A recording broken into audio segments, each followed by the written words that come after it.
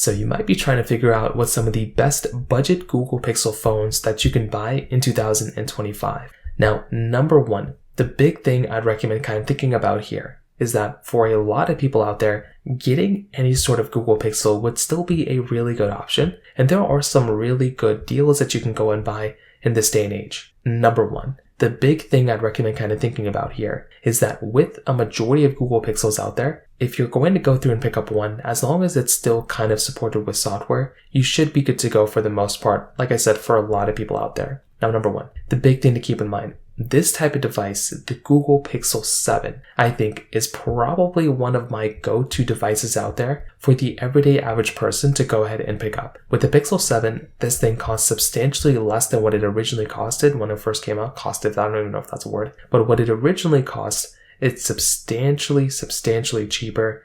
That in and of itself is a really big thing. You're getting a 90 Hz panel on this thing. It's a hole punch display. It still looks and feels pretty good. And it was a decent upgrade coming from the Pixel 6. So it's not the first generation Tensor chipset, it's number 2. So that would theoretically give you a little bit of a better advantage and a little bit of like a better like feature set compared to something like a Google Pixel 6. So I do think that right there is like a really big thing to keep in mind there. So I think the Pixel 7 is actually a really good device from that perspective. Another phone I'd really throw in here too is something like a Google Pixel 8 or a Google Pixel 8a, probably the Pixel 8. It's more expensive than the Pixel 7, but it's still going to be around $200 and something. That is an excellent device to go and buy for that price tag. That phone does not cost that much money right now, so that right there is a really big advantage. You're also going to be able to go through and get a device that is going to be holding up very, very well when it comes down to a majority of other things that you end up throwing at this type of phone with. When I look at something like the Google Pixel 8, better chipset than the Pixel 7, way brighter display, a Pixel 8 actually still looks and feels very similar to something